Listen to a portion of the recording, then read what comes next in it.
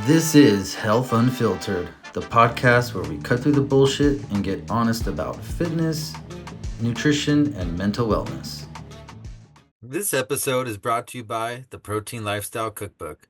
Say goodbye to fad diets and hello to sustainable results with the Protein Lifestyle Cookbook. Packed with delicious, high protein recipes designed to fuel your body and mind, this book is your ultimate guide to healthier eating. Whether you're looking to lose weight without starving yourself or build lean muscle mass, this cookbook has you covered. What makes it different? I'm glad you asked. It's not just another recipe book. This is a lifestyle roadmap combining science-backed nutrition tips with easy-to-follow dishes that fit your busy schedule. From braised beef with a red wine reduction to chocolate peanut butter protein bars, every recipe is crafted to help you stay full and achieve your health goals. Order your copy on Amazon today and take the first step towards a stronger, healthier you. The Protein Lifestyle Cookbook, changing lives one meal at a time. Dr. Kate, welcome. How's it going?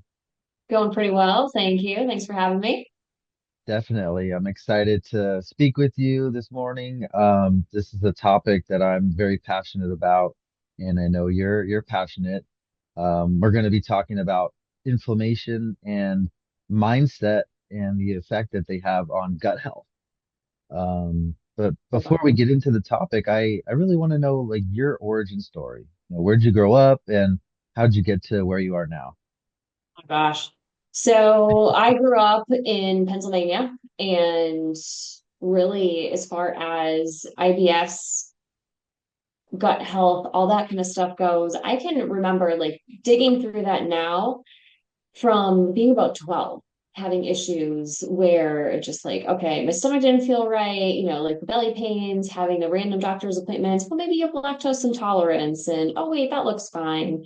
And then ramping up, well, maybe now you're in college and you're stressed and you're not eating right.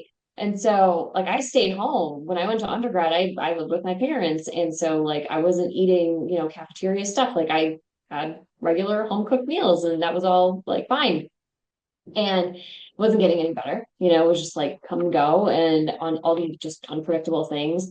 Acne was a big part of my life, maybe from when I was 15, and I did all of the antibiotics, which I know now, big gut health implications. I did Accutane.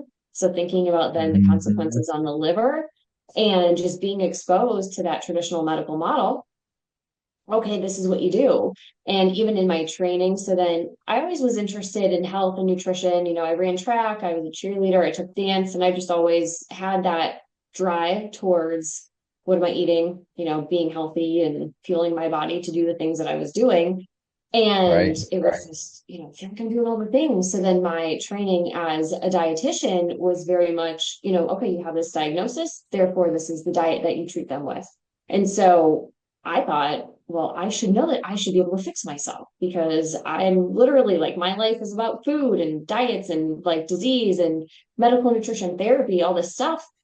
And yet it didn't help. And so I went through just like so many people here, it's common. Okay, it doesn't mean it's normal to go and have like all these GI symptoms, have the MRI, the CT, the labs. Oh, everything looks normal. So just, relax, drink more water, take more fiber. It's like, low FODMAPs. So Mm, going not through, helpful. yeah, like having then two children and still like IBS issues, just, I mean, after that, your hormones are already all sorts of, crazy and out of whack and everything. And it was finally where I said, I'm not getting the answer why. Like, I feel like I'm doing all the research, I'm digging, looking all the way that I was trained, even like my doctor of physical therapy, very evidence based. And it wasn't, the answers were not there. So really pivoting Mm, more into that holistic whole body mindset, like natural health, what can I do with herbs and things like that? Like I had started hearing, little things here and there about these more natural ways to do things when it comes to your health, like the old wives' tales, things that like our grandmothers did and whatnot. And mm, that when I really discovered, okay, this inflammatory piece of it, that was the thing that finally just changed everything for me. And it was this big, like, aha, light bulb moment of, if I've been struggling with this for so long, I need to help other people get out of this misery that they're in too. So that was really long-winded origin story as far as how I got to where I am now and why I do and how I do what I do. Hmm. Yeah, I mean, it's really incredible how many people are struggling with digestive disorders and, like you, they went to the doctor and they get these different, advice and prescriptions and they just don't really help.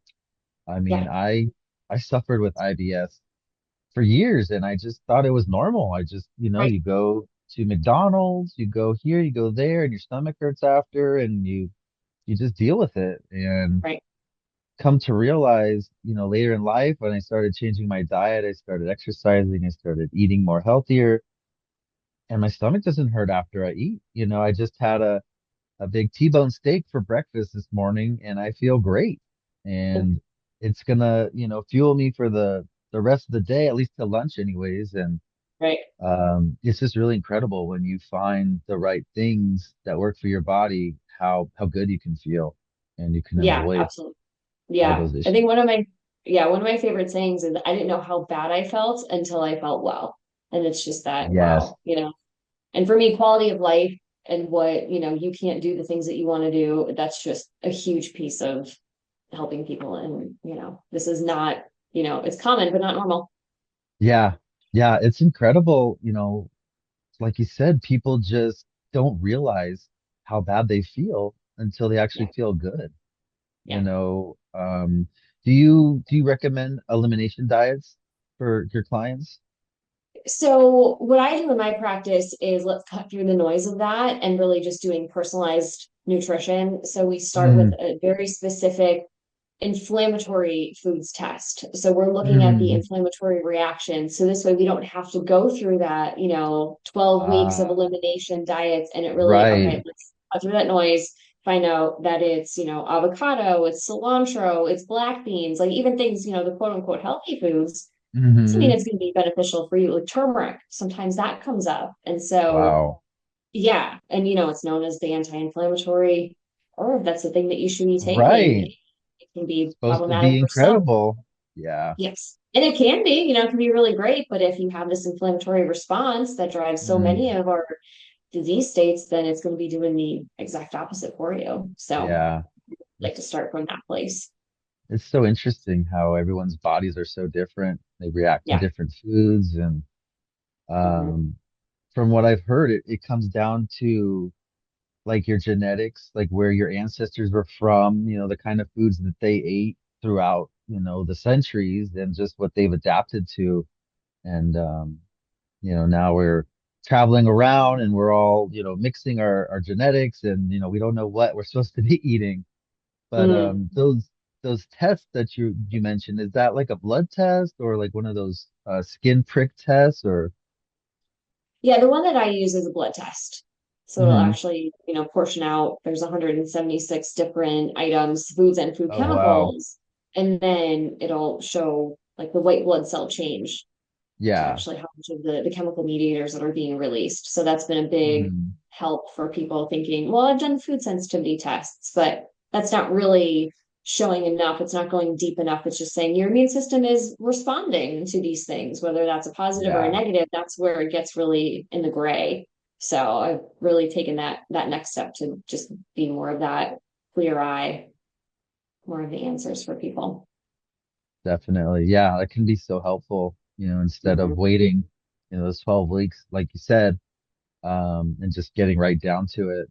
I mean, I feel like uh elimination diets have more benefits than just figuring out, what foods don't get along with you.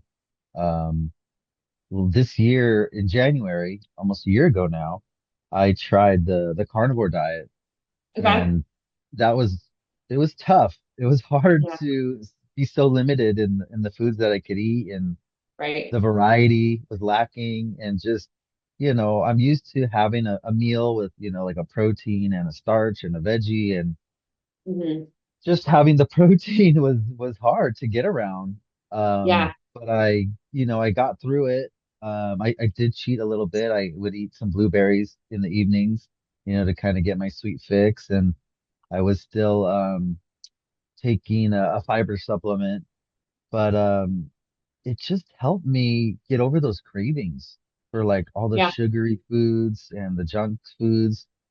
And it was really eye-opening. Like you were saying, you don't know how good you can feel until you start to feel better. And it's like some right. people just go through life just kind of feeling okay, but then when you actually feel good, it's Mhm. incredible.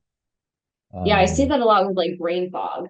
And it's just, oh, mhm. I didn't realize, like, once that lifts and it's, oh, wow, I didn't realize how distracted I was at work and like thinking about this and that and going here and going there and just not being able to really focus and concentrate on whatever it is. And yeah, it's interesting to see. That's a big one that I see. It's like, I didn't really realize that was a thing. I just thought this was my normal, haze kind of like if you even realize it. So that's it. Yeah, it's Yeah, really interesting. Hmm. it's almost like the Matrix. You're taking the red pill and you're like, open your eyes for the first Right. time. You're like, Right. wow, I actually feel good today. Yeah. Yeah. And I see So, that come up too a lot with like gut lining and actually getting into, mm, supporting the gut lining, taking, all there's several different herbs and things like that. Glutamine is a big one that people recognize first. And mhm. when that actually, like I had a client recently just tell me, I was taking it and I didn't like, I felt super good. It's like, is this even possible? Like, I didn't even realize that I can be in this place. So it can be really amazing once you start to really dive into these deeper layers and get the answers. Right. Hmm. So is glutamine, is that like an amino acid? Or what is Hmm. glutamine? Yeah, that's one of the amino acids. Yep. How does that help the gut lining? So on the inside of the gut, we want it to be basically have like a nice little layer of mucus, basically. Hmm. And so that it's nice and protected and it's not going to allow then anything that shouldn't be going through, getting through that barrier into the bloodstream. And so it could Hmm. really just help build up and reinforce that barrier essentially there. And things like Yeah. aloe, slippery elm, marshmallow, I like DGL. That's another one too. Those Mm. are big in Is the that gut lining. the licorice, Yeah. CGL? Yeah. Hmm. Doesn't taste Yeah. very good, but it does help. Right. Yeah. Marshmallow tea, like that's another one I'll tell people, you can do it cold so that you get a little bit more. Some people say that if you heat it up to have it like an actual tea, then it can disintegrate some of those properties. So if you Mm. drink it cold, it's kind of almost like drinking water. I don't really personally notice much of a flavor there, but okay, there's benefit Yeah. to it. Yeah, go for it. Cool. Yeah, I haven't Mm. tried that. Is that like the mallow plant or it's marshmallow Marshmallow tea? root. Oh, Hmm. okay. Yeah, Very cool. I'll yeah, have to try yeah, that. yeah. Yeah, I've got a lot of heartburn and indigestion issues from a hiatal hernia that I was Mm. diagnosed a long time ago.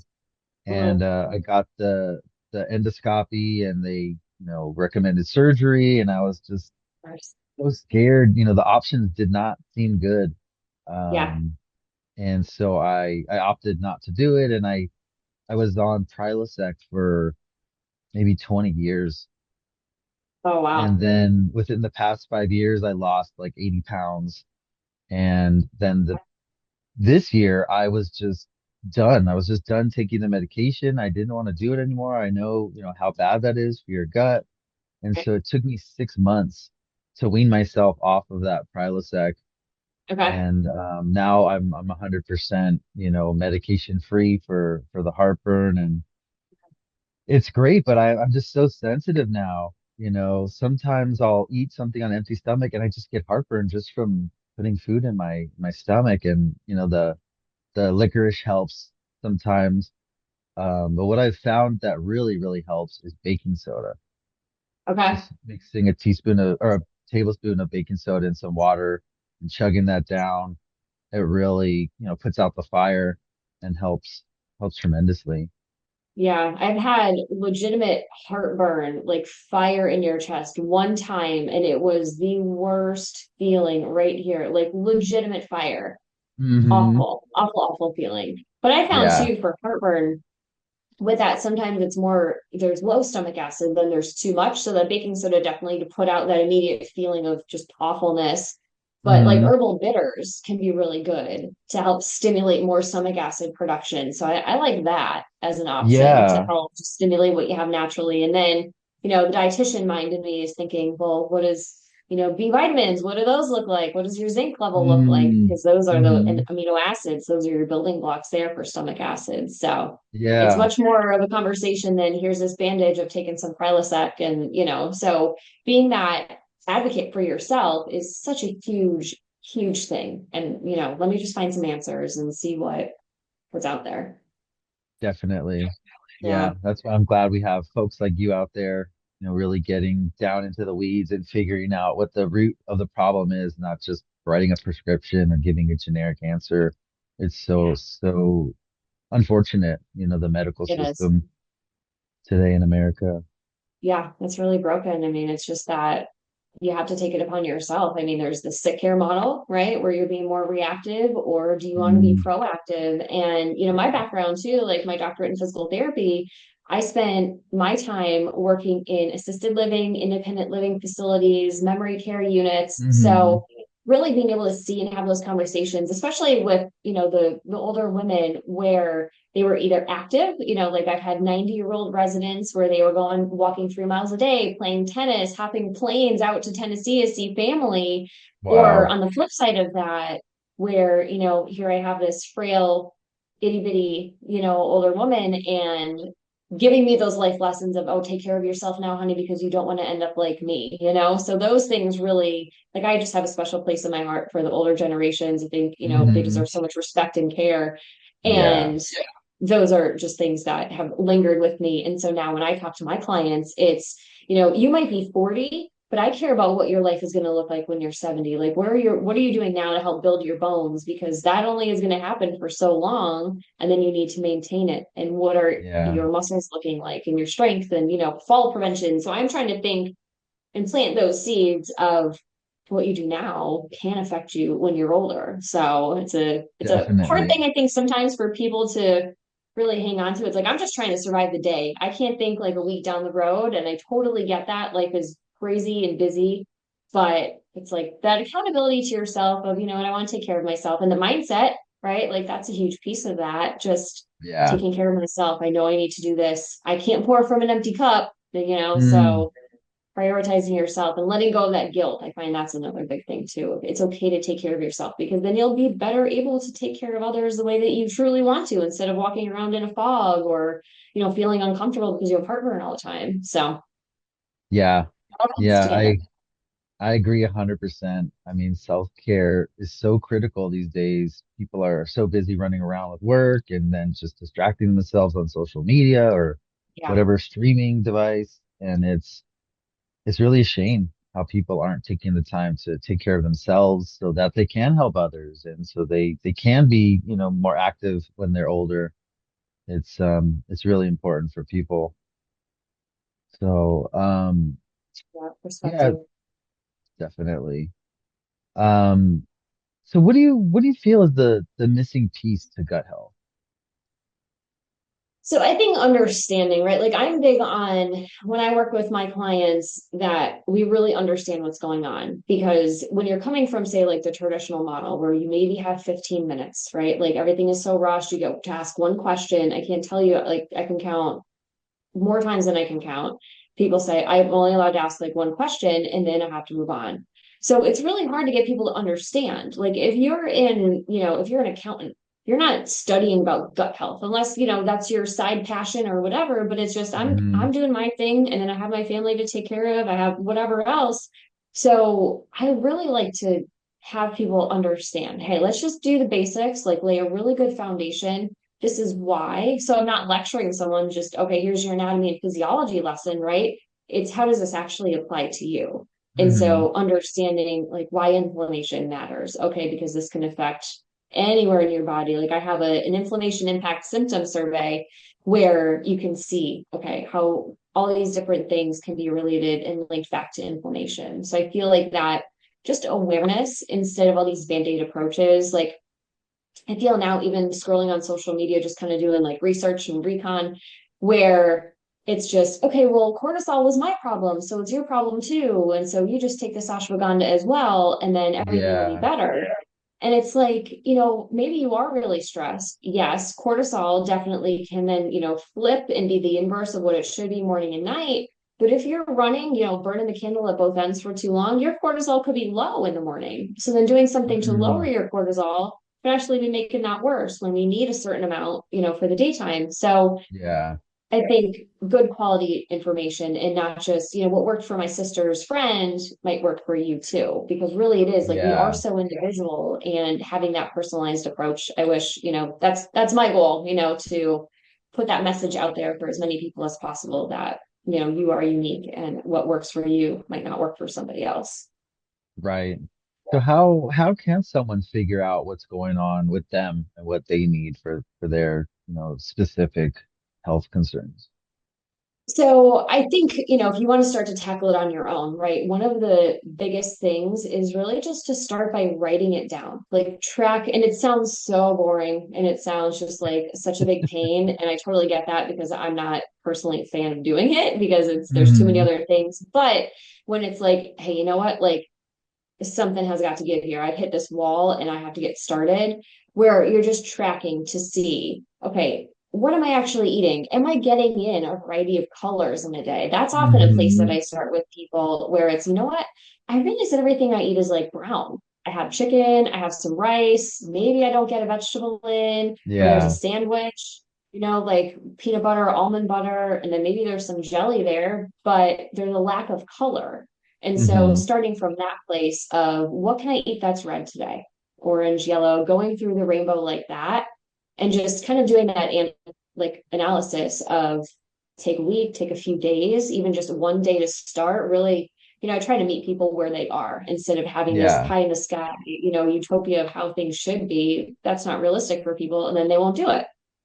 So I think tracking and just writing it down because sometimes we just don't realize, you're busy, you're distracted doing something else, you're having a snack like while you're driving in the car, you don't think about it. So I think that can be a really good place for people to start if they're trying to figure it out on their own. Yeah, definitely. I mean, I think it's really hard for some people that are busy to track and write down and, kind of like Yeah. journal what they're eating. And something that I found helpful is just taking a picture. Before you eat Yeah. anything, just take a picture. You got it right there on your phone. You got the date and the time, and you can always, look back and reference and see what you're eating and try to correlate it to how you're feeling Mhm. or whatever symptoms you're dealing with. Yeah, you can do like a little gallery of it. Okay, so this day pretty much looks all the same color. And then this day, okay, maybe there's like a little hint of color here. Hmm. And so if you're more Yeah. visual, some people, the people I tend to work with are, I would say probably a good chunk. Like, okay, I want the data. I want to see what's going on. So whatever really Yeah. works for you in that sense. Sometimes people will do like an audio recording too. And it's just Oh I write yeah. it, dictate it. Okay, whatever works for you. So like we're in this category of tracking. So how do you want to accomplish it? There's plenty of apps out there to Hmm. help that along too. So Yeah, many different ways to skin the cat, so to speak. definitely. So why is having a variety of different color foods in your diet important? So, number one, that's where a lot of fiber can come in. So, like, your fruits, your veggies, your raspberries, blueberries, green beans, Hmm. cauliflower, you get like four colors right there. So, those tend to be where you're going to get your fiber from. Protein, you're not really going to get fiber from that. Yeah. So, really important from the antioxidant perspective too. You're going to get those polyphenols, those little tiny Mm. molecules that we need to support like our liver health. So that can be nourished to do all of the things that we're constantly bombarded with as far as toxins Yeah. go, our air, our water, soil, things that we're putting on our skin, Hmm. pesticides, excuse me, other things that could be, on our food. Yeah. So trying to really keep you nourished and ultimately we're a group of cells. So what we can do to support us at that cellular level. So getting in the color is an easy way, kind of that visual, okay, this is what I can do to help start, fueling my body to give it the things that it needs. Get in that Hmm. variety. And also too, from more the inflammatory perspective, if there's a limited number of foods, and this is something that I see with the clients that I have that go through the testing, where the things that come back being reactive for them are the things that they say they eat all the time. And so Oh, it's almost wow. like, okay, so my body's used to these things. It's already in this heightened state of inflammation. Stress is a big one that can create inflammation in the body. So Hmm. whatever it is as that root cause of the inflammation, and food, is another big piece of it. It's like your immune system can only handle so much. And so Right. then I keep seeing these foods over and over and over again. So maybe they're also a problem. And so that's when you can start to see any of the, inflammatory symptoms. So having variety from that perspective too is also a good thing just for your body in general to give it variety. So Cool. I wanted yeah. to touch back on fiber a little bit. It Mhm. seems like there's always this controversy back and forth about fiber. You know, on one hand, a lot of people recommend fiber. You say you need it for gut health, for your microbiome, and to, just help move things along in your digestive tract. But then there's like another camp with like the carnivore community where they're really Yeah. not eating any fiber and they're like, you don't need fiber. And actually fiber is bad for your gut. It's hard on your gut. What's your take on that? Yeah. So, I mean, I feel like you can find studies that support or refute pretty much anything, right? So, Right. what I try to do in my mind is, well, what lens is someone looking at that for? Like, why does someone want to do the carnivore diet? What are the research studies, like, specifically? What's the background going on there that we're looking at that? Versus, if you're like a mid 40s woman who's dealing with perimenopause, we need Hmm. fiber to help bind extra hormones, right? So, like, estrogen dominance becomes a thing in that population Oh, where that can create a whole bunch of unfortunate, uncomfortable issues. And so, hmm. having more fiber, in addition to just like constipation, right? So, like, yes, we need to get things through, bind up the toxins, get Yeah. them out. So, it really, I think it depends on the lens and like, what is your health goal? So, in that same token too, it's like, people don't feel well and they want to feel better, but we can't do everything all at once, right? Like we need to prioritize what is our number one goal and then where are we going to go from there? Like fixing the Hmm. foods first, or do we need to even back up and really talk about perspective and mindset when it comes to making changes in your diet, right? So just saying, and this is why I think a lot of New Year's resolutions fail, because it's okay, the calendar says it's January 1, so now Hmm. it's time for a new diet, but your subconscious is like, we've been doing things this way, like having coffee first thing in the morning, right? Right. And now you're telling me I can't have that. That's like a shock to the system. And it goes good for a few days, but then that subconscious really comes in and is like, no, no. Mm. And then that's where, okay, I broke, right? I cheated, whatever it is. Yeah. And then we fall back into those old habits. And I don't think that there's Hmm. enough emphasis on that either when it comes to making the long-term changes. So Yeah. it's interesting what the human mind can do. Right. Yeah. Like I said, I did the carnivore diet and I did, you know, experience having trouble with constipation. And I, Mhm. like I said, I had to supplement with the fiber. I Right. think it was psyllium husk that I was Yeah. taking, and Hmm. it really helped. Yeah. Yeah. So we know too, like in the gut, the microbiome, carbohydrates, we need a source of carbohydrates, hormones, all that. Like there's so many things, body processes that need a form of carbohydrate. So, like Mm, the advent of the carnivore diet, I'm not well versed in that, just, the yeah, restrictive nature of it. And I have heard people have great responses with it, but is it yeah, me sustainable for too. the long term, right? So, if you want to Yeah. do something, hey, like fasting is another one, right? Like I need to move the needle. I need to do something now. Okay, let's like jumpstart it. But then really what can Hmm. be that long-term sustainable lifestyle for you? And I haven't really Yeah. come across anyone who can, do like the trendy diets long term. So Right. having that foundational change of, okay, what are the colors? Where am I going to get my fiber? Like fiber, fat, and protein are my big three that I think Hmm. we need to really, really focus on. Definitely. I love that. Protein and fat are so important to your diet, to your Mm-hmm. body, to building new Yeah. cells, and people are Yes. so scared of fat. It's such a travesty what happened in I think it was the 50s. The Sugar Research Foundation did that study, and That's they right. paid off the researchers to blame it on fat and Yeah. take the blame away from sugar. And it's still it's still in everyone's minds today. It's so hard to convince people that Yes. they need to eat the egg yolk, not just Right. the egg white. Yes. And same thing with, cholesterol. And, I'm thinking even back into like the 90s where there was such that Hmm. fat-free phrase. And so there's Everything, definitely yeah. this unlearning that needs to be done of, okay, I mean, if you're having Crisco, that's one thing, but if it's olive oil, if you're having a good like grass-fed butter, you're going to get butyrate there. That's going to be really beneficial Hmm. for your gut. So we don't need to fear fat. We need it. Our brain need it. Our cells need it. That's literally what the membrane of our cells is. So we Yes. need that. So Yeah. definitely the unlearning there is Hmm. the big one. Yeah. Yeah. It's Yeah. so hard. It's like so instilled in people. You really Mhm. have to like grab them and shake them and be like, look, it's good for you. You need to eat it. But you also need to be careful of how much fat you get because it's so, calorically dense. You Mhm. got to balance it, with your carbohydrates.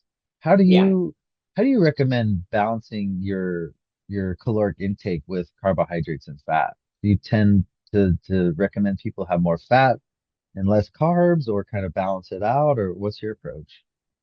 So I like as a general first step, right? Like when I'm looking to work with someone and we're trying to change from like that macros perspective, where we're focusing on protein first and then our fat. And then what can we do as far as our carbs go, where we're getting in fiber? So recommendations now for the population, I focus mostly on women like 35 to 50. So Hmm. we're thinking about hormones, all that stuff that's going on there. So current recommendations are maybe around like 40 grams of fiber. Standard recommendation is like 25. And so if we're going to have our carbohydrates, yes, we want to hit this benchmark of fiber. So then, calculating out that we have 4 grams of carbohydrate, 4 calories per gram of carbohydrate. So what does that actually look like for you? And then kind of reverse engineer it that way so that we're Hmm. prioritizing protein. And that's an interesting one too, where when I was going to school and learning like 20 years ago, it was such a low amount of protein that was being recommended for people. And it was, zero point 0.8 grams per kilogram of body weight. Hmm. And then if you were really, really active, we're going to bump it up from there. And now there's been this big shift and it's all over social media where we're looking at 1 gram per pound. And Hmm. so that's like double, if not more, what the education that I got was. And that's really, quite the Right. shift. But it really is so important for strength, bone health, cardiovascular health. It really does long-term benefit. So Yeah. Yeah. I yeah, mean, just the satiating factor, just the yeah, full factor of being full from eating more protein and not yeah, getting hungry in between meals and snacking and, yep. kind of finding your downfall in snacks. Yeah, yeah. And what are they? Some people, if there's a lot of like motility issues, sometimes we do need to go to smaller, more frequent meals. Yeah. But Yeah. really, then it comes down to the quality of what you're eating. Are you snacking Hmm. on blueberries or are you snacking on chips? Because that's going to have a Right. totally different response. And then you get into blood sugar and how that affects it too, and your energy and the quality matters. So I try to talk Definitely. about that a lot as well. Yeah. I wanted to touch back on hormones for women. I'm not sure if this is in your wheelhouse or not. Let me know if it's not. But I've heard from, a lot of women are really struggling in that age range, 35 and older with not feeling like the desire to be intimate with their partners anymore. Mhm, And mhm. if, is that a symptom of perimenopause? And are there ways for women to kind of help combat that nutritionally? Yeah, so definitely that's a thing. Just low libido is really, I see that all the time on the symptom survey when clients fill Yeah. that out. It's just not a thing. Hmm. So when so they say about 35 is on the younger side of when you might be getting into perimenopause, but hormones are always going to be changing. And Yeah. so your progesterone is the first one that'll start to decline. And then the Hmm. estrogen, while progesterone is declining, the estrogen will like go crazy. And so it can be just wild. It's a wild ride. Yeah. So All then over you the can start, place. yeah.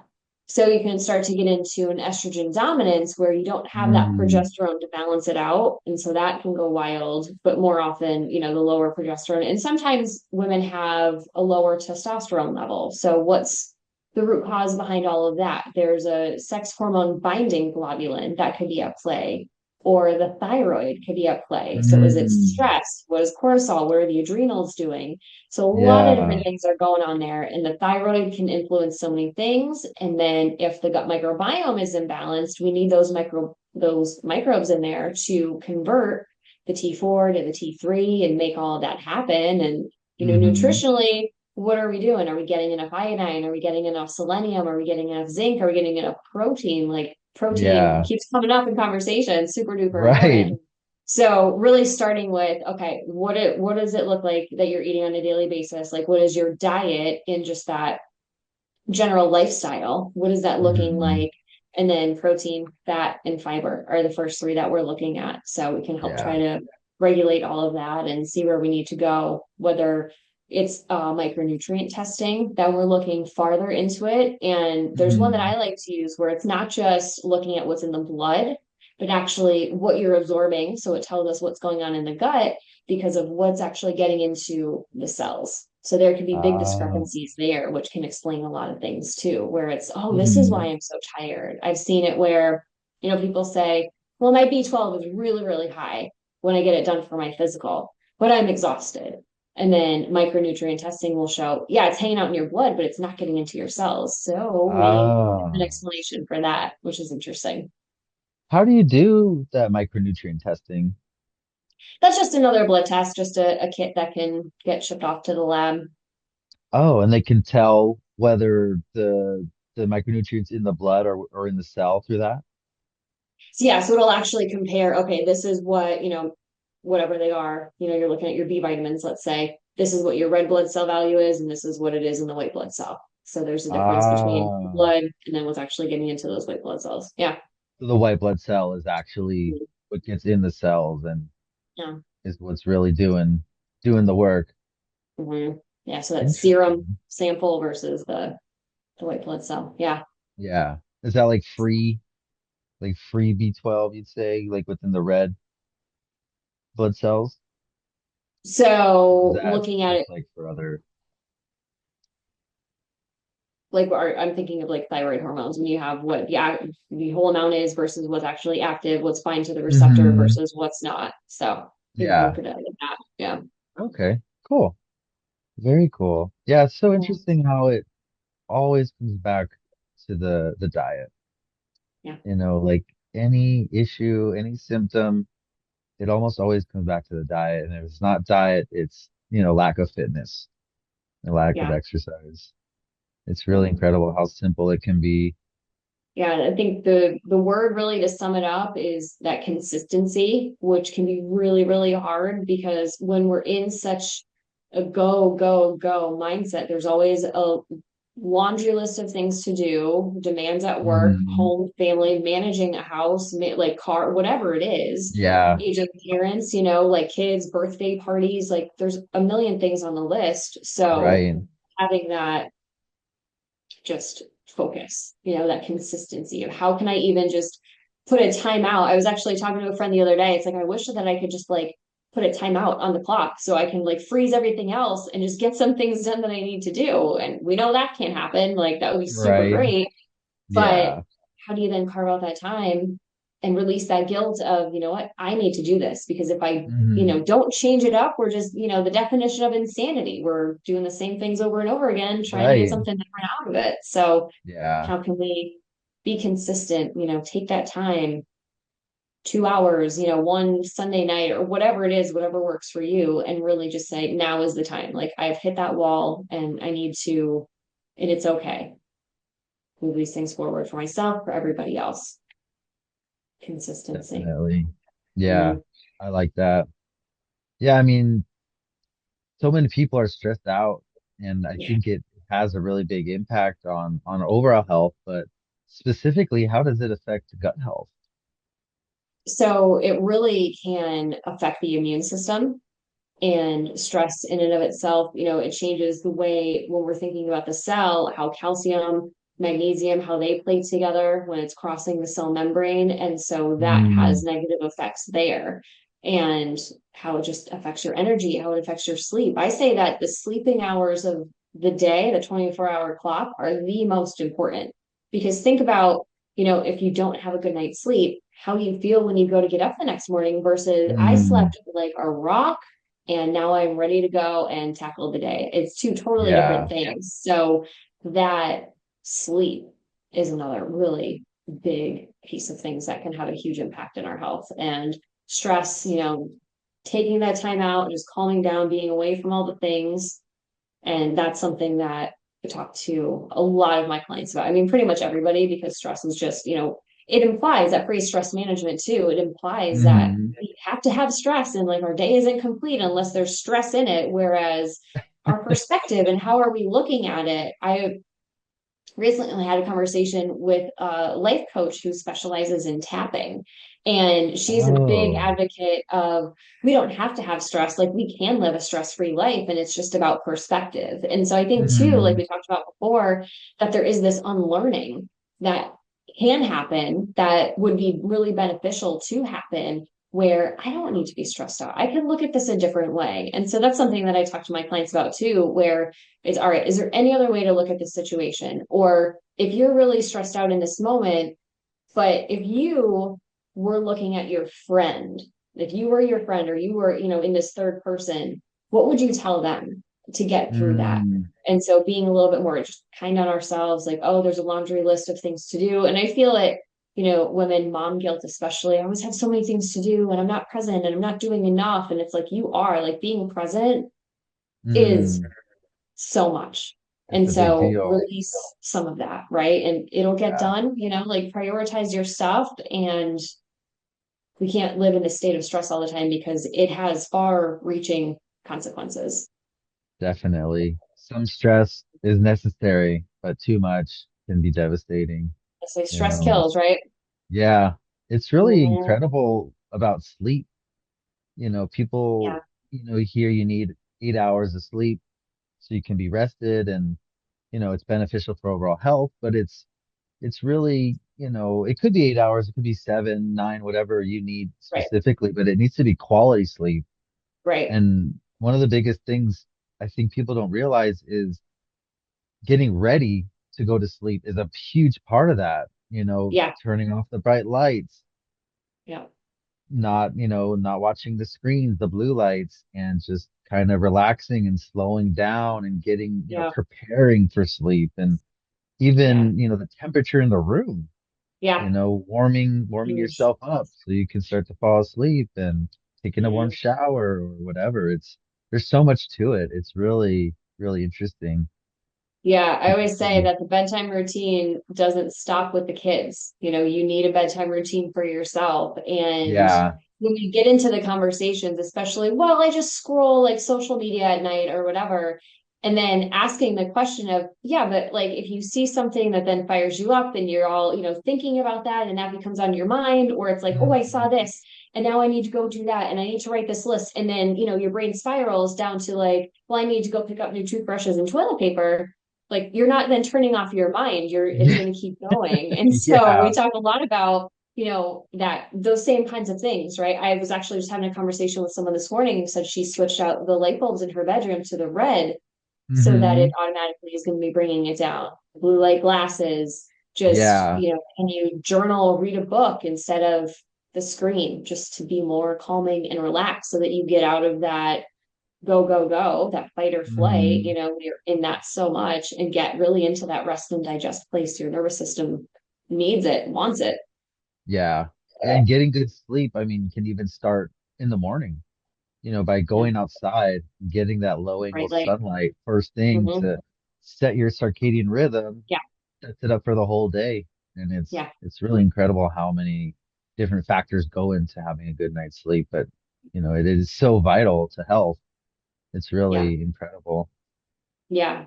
And there's even some gut bacteria that are really involved in that circadian rhythm and how that works. So your gut health can be brought into that conversation too, how that can be beneficial that way when you have the right balance. We're always going to have some level of the opportunistic bacteria in the gut. They're never going to be completely gone. So it's more Yeah. about having really, like, we're stacking the deck with a lot of our good beneficial bacteria that we want there so that they don't let those opportunistic Hmm. ones get out of control.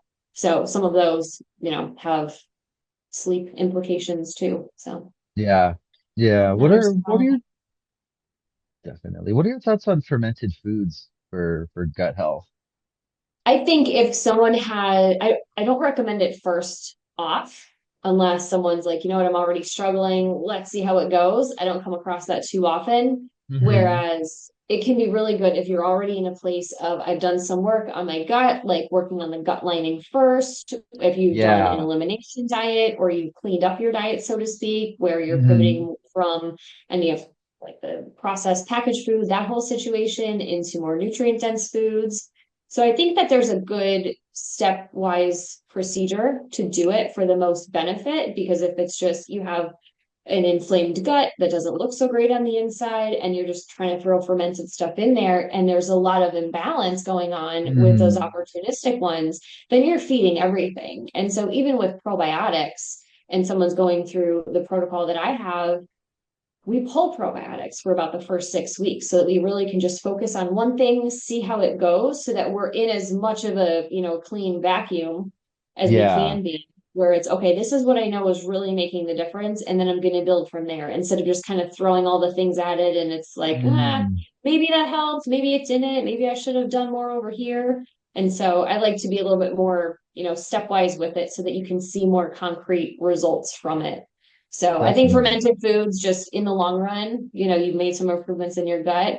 They're great to keep things going. People use them as, that prebiotic, probiotic, where you're feeding those Yeah. good gut bacteria and you want to keep that going. So I like them in general, like the kimchi, the sauerkraut. I think that's great. So, Hmm. but not right after that, is my opinion. Yeah. Yeah. Never really considered that, that fermented foods might be a better option for once you really healed your gut. If you're really struggling, that might be something better for ongoing maintenance. Yeah. But one thing I think a lot of people don't realize is a lot of foods that were traditionally fermented um, are really just pickled now, like pickles. You could have fermented pickles that are made with just salt water and, Mhm. whatever herbs and stuff you want to add. But, most pickles are just pickled in vinegar and you're not Yeah. getting the same benefits, from the probiotics that are in there that you would from, Mhm. homemade fermented pickles or even fermented vegetables. Yeah. Um, yeah, it's really, they pasteurize all these products and they really don't have all the benefits that something homemade would have or something specialized for a probiotic would have. Yeah. Yeah. So then I think with stuff like that, it comes down to, you're doing the best that you can, because sometimes people Hmm. think like, oh, you're going to tell me, I need to make all of my own food from scratch now. And it's like, hold on, like you're busy. I'm not going to go there because again, Right. what works for you, personalize, let me meet you where Hmm. you are. And then if you want to get there someday where you're making your sourdough, you're making your own nut butters, your milk, whatever Yeah. it is, then that's great. But no, that's definitely not our first step. So let's, Yeah. do what we can and make those small incremental changes so that we actually get those gains, right? Like get that dopamine Hmm. hit to keep building that and shifting that subconscious identity to this new path that I want to be down, and have those small wins along the way. Right. Yeah, I'm pretty far down the rabbit hole myself. Okay. As you know, I just released my cookbook and I like to make a lot of my own foods and even like toiletry products myself because you just can't trust, what ingredients these companies are putting in this stuff. And Yeah. it's so easy to make your own, fermented vegetables. You just put salt water and just throw some vegetables in and, leave it out for a day and then throw it in the fridge and it's, tastes good and it's, might be a little funky for some people that aren't used to fermented foods, but Right. it'll grow on you. And if you just have, one carrot stick or whatever with your meal, it can really go a long way. But Yeah. yeah, it's the you mentioned briefly the ultra processed food, products, I like to call them. And Hmm. it's really a shame because they don't even meet the definition of food. They're lacking nutrients, they're lacking Science protein is and there. fat. Yeah, it's really Hmm. really sad how prevalent these food products are in society today, and people rely on them so heavily. Um, and I know people are busy and it's hard to cook all your own food, but when I can, I'm home cooking and meal prepping for the week, making a big chuck Yeah. roast and then portioning it out and freezing it, and I can just pull some out when I need it and reheat it. But what do you Yeah. And recommend for people that are busy, don't have time to cook? I think the prepping and planning is definitely something, as much as it's like, oh my gosh, that's a big chunk of time. But then when you just step back and analyze, how have things already been going? So is Hmm. it serving you what you're currently doing, or do we need to make a change? Again, it's one of those, like, I've hit the wall, like I need to do something else. Like, okay, now it's the time for me to really just make the pivot. So that mindset first, right? Where it's just, okay, I'm thinking about it, we have to make that change. And then yeah, having, maybe people don't have time. So sometimes I talk to clients about, maybe we need 2 days in some form or fashion where you get through like Sunday to Wednesday. And then Wednesday night is another cooking night where it's like a family thing, and it's Yeah, not just one person in the kitchen with all the chores to do, but it becomes like a conversation, and it's a family bonding thing, and you can, yeah, again, looking through your perspective, what do you want it to be, where then that will carry you through, Wednesday, Thursday, Friday, Saturday. So having maybe two right, days to start, or if you want, say, hey, you know what, I need some me time. I'm going to be in the kitchen for 4 hours on a Sunday. But then I think that's where that recommendation falls short too, where it's just go meal prep on a Sunday, right? Well, you still need to go to the grocery store. You still need to figure out what you're going to eat. So it's like a two or mm, maybe even a three-part process where you then sit yeah, down like Friday night or Thursday night, whatever it is. Okay, what does the next week look like? What do we have on hand? And I then, love what that. kind of checklist, depending on how analytical you are, like what do I have on Hmm. hand? What do I need? And checking that off so when you're in the store, yeah, I already have that in the pantry. Sometimes that can be helpful. I've done that myself. Just this is what I have, this is what I need. And so starting from that place of, okay, let's try not to do it all in one day where you're thinking, because that can be just outright exhausting. So Right, that 2 or 3 step process, I think, can be more realistic for people, where it's just little bite-sized, planning chunks, and then actually do it so that you're prepared and you're ready to go. And that can be more efficient for people.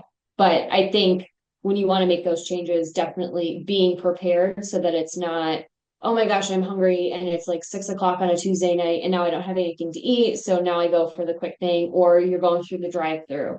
So yeah, having those backup meals, I think that can be a really good first step. Or even, reading labels like we talked about, right? mm-hmm. Sometimes that can be the first step to take, just that awareness and looking and learning. And I've heard a lot of people, well, okay, I read the labels now, so I don't get anything with names I don't recognize or I can't pronounce. But that's a great first step.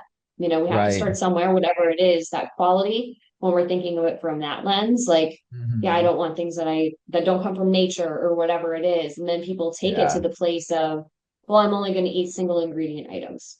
hmm, That's an option too. But if you don't have the time, or, whatever it is, or maybe you have sensory concerns and it's like, I can't tolerate chewing a blueberry or a banana, like that's absolutely not going to happen. So oh, how else can we look at that? Do we need to think about a smoothie, and how can we prep smoothies? So mm, lots of different things to think about. definitely. Yeah, I love that. Planning, the idea of planning ahead and making sure Mhm. you have stuff ready to eat when you need it, and Yeah. really sitting down as a family or a household and getting the buy-in from everyone and saying this Yeah. is the meals we're going to make this week. People can get buy-in, get excited, and then making the list, seeing what you have on hand and putting Yeah. it all together. I like to keep a list, a note on my computer of the different foods that I have in the freezer and in the Hmm. refrigerator, and then kind of look at it and figure out, what the meals I want to make this week, what I have on hand, what else, what other ingredients I need to pick up. And I think that can really go a long way in being more successful cooking at home. meal prepping. Yeah. And I think too, for families, when you have younger kids and you want to give them, better habits at a younger age, like being a role model, giving them those impressions, then getting them excited about what you're doing, and then just teaching them, kitchen skills. Like Yeah. there's made of nylon, but it's basically like a kid safe knife.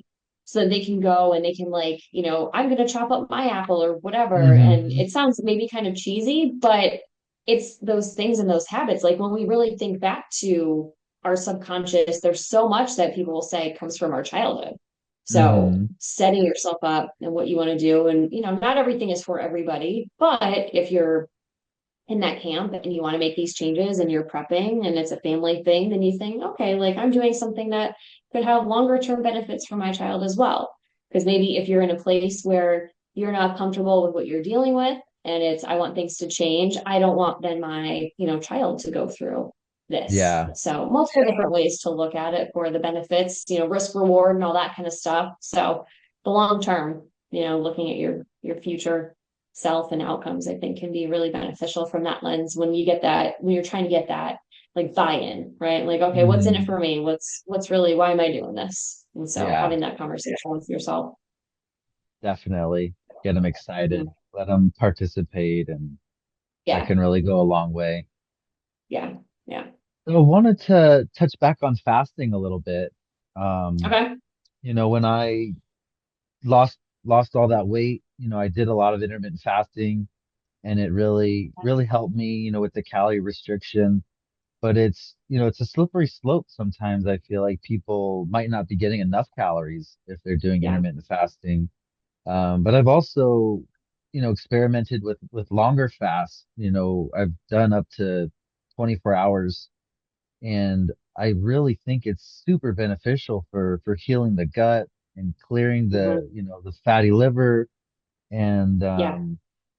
I've even heard if you go up to, I think it's 3 days of a fast, your body starts producing stem cells that can start healing and repairing, anything in the body.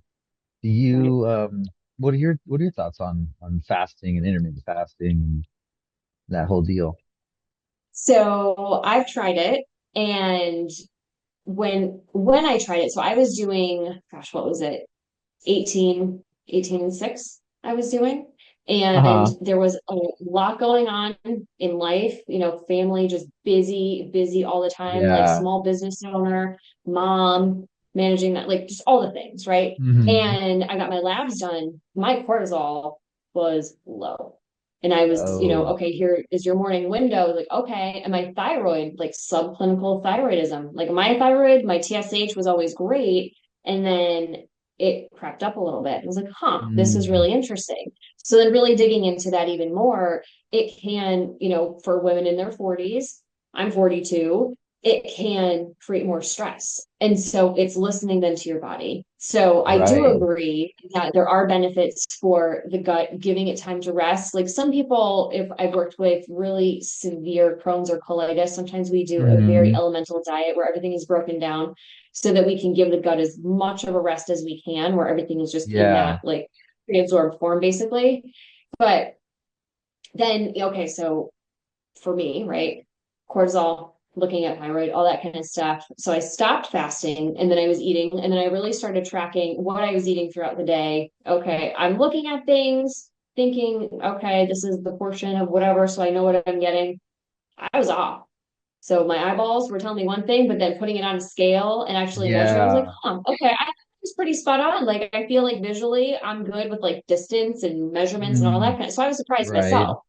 And so then I wasn't fasting for a while. I redid my labs and I got everything back in line. So I waited a little while and then I did kind of, I fell into it accidentally, a 36-hour fast where it was just one Oh, of these wow. days. Yeah, where it had been on my mind, but I was tired. And then it was one of those like, okay, it was a rainy day, just how your mood sometimes when it's like dark and rainy. And I wasn't really Hmm. hungry. And I was thinking about it. I was like, huh, okay, well, it's like 6 o'clock now. I don't really want to eat. So I went to bed like my usual time, like 9:30. And then I wasn't hungry the next day. I was like, well, maybe this is the time.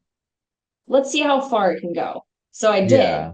And then I went 36 hours and then I was ready. Wow. I'm hungry. I just want, I'm ready to eat now. Like I want to eat. I'm Hmm. curious to see how far I can go because I was not like, there was a tiny bit of hunger and then you have some water and then, you move on from that.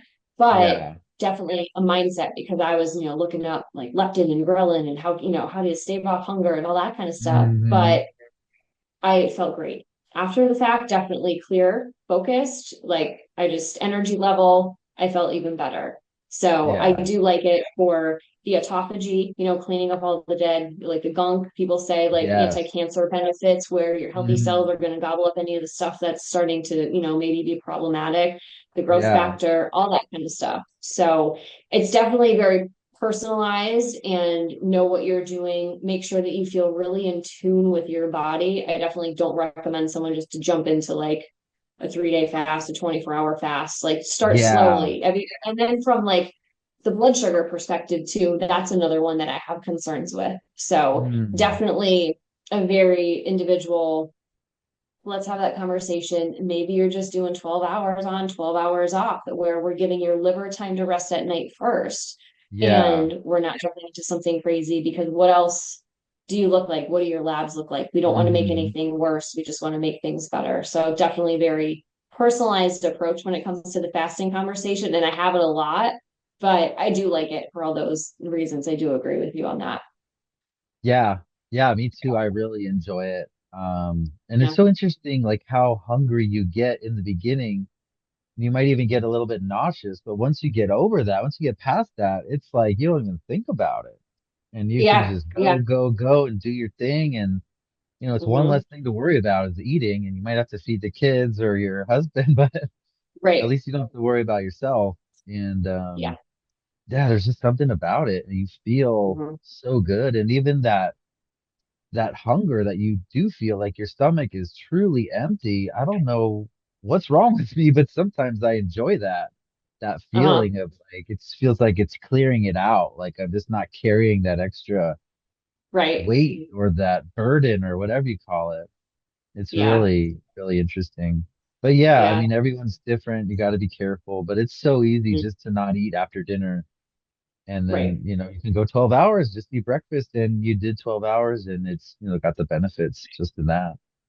Yeah. And I think too, like the liver is something that doesn't get enough attention as far as all of the jobs that it does, detoxing everything. And people say, well, that's just its job. It detoxes everything. But if it doesn't have the nutrients that it needs, then it's going to have a hard time doing that.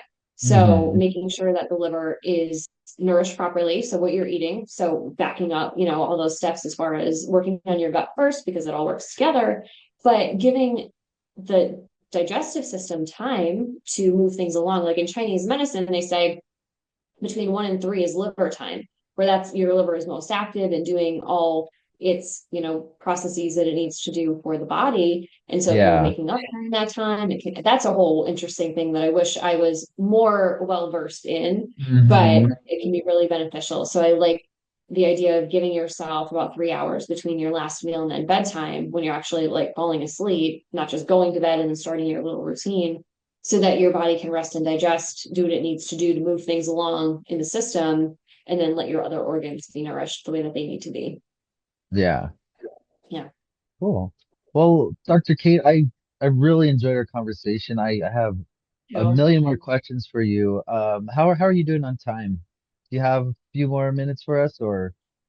just a couple more. I do have something else at 12:15. I was Okay. budgeting kind of an hour as standard. So yeah. Okay. Well then, real quick, do you want to go into leaky gut a little bit and how that can contribute to autoimmune disease? Yeah. So when we're thinking about really coming back, right, like to inflammation with the gut. So the explanation that I like to give is if we think about our hand, like the little villi that are in the gut, right? So our Yeah. gut, like if we stretch it out, it's going to cover, say, a tennis court. So it has to Hmm. be folded up. And we have these little hair cells that are here. They're going to grab all the nutrients and these little junctions that are keeping, my fingers together here, those villi together. When we have inflammation and things that are irritating the gut lining, they start to get weak. And then we start to see this. And so it's basically Like, here's the inside of the intestine where your food is going through, like the Mm, digestive system. And then over here, we would have the bloodstream, right? So it's crossing this barrier in between my fingers. And this is where we can start to get things, more viruses, bacteria, pathogens, whatever it is, mm, heavy metals, like all that stuff, where it can then flow through the bloodstream, make problems throughout the body. And so we really want to reduce that inflammation to tighten this up as best that we right. can. And so that's where, I've been reading some different things about, autoimmunity and how it's currently believed to be that the body is attacking itself. But that's being Hmm. questioned that maybe autoimmunity is your body trying to protect you from something. Could it be a trauma from earlier in your life? So that's, I think, an interesting conversation. But the standard accepted definition of it basically is now, for layman's terms, is that the body is attacking itself. So there's something that's not quite you know connecting the way that it should, and it just sees whatever it is, joint, skin, thyroid, as being problematic, when it's really there to be protective and part of what our body needs. So the Yeah. gut definitely has a huge connection for what I've seen and worked with people with Hashimoto's, with Mm, MS, RA, things like yeah. that. And so cleaning up the gut can make a good difference there. It's really incredible. It's Hmm. it always goes back to nutrition, and it's really Yeah. like anything that's going on with you can most likely be fixed with nutrition and maybe a Yeah. little bit exercise and some good sleep. Yeah. Yeah. Yeah. Less stress, all the Awesome. things. Yeah. It's a Yeah, work in progress, always. Always, always. There's always definitely. something new to learn and to do and to try. And yeah. Yeah. Awesome. So where can people get in touch with you? So social media, Instagram mostly, Facebook as well. My Hmm. social media is Digestion by Design. And then my website, digestionbydesign.com. There's a couple cool freebies there. And that's Awesome. that's pretty much it. Yeah. I have an email list as well for a newsletter. Definitely have some things in the works for 2025 as far as different webinars and classes and some more self-study kind of stuff, or a group tinkering around with a couple of different ideas, but that'll all be on the website. Very cool. Well, I really appreciate your time today. It was very interesting. I'd love to have you on again. I'm sure we could talk for Yeah, another hour. for sure. Awesome.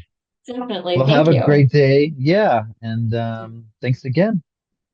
All right. You're welcome. Thank you. All right. Bye, everybody.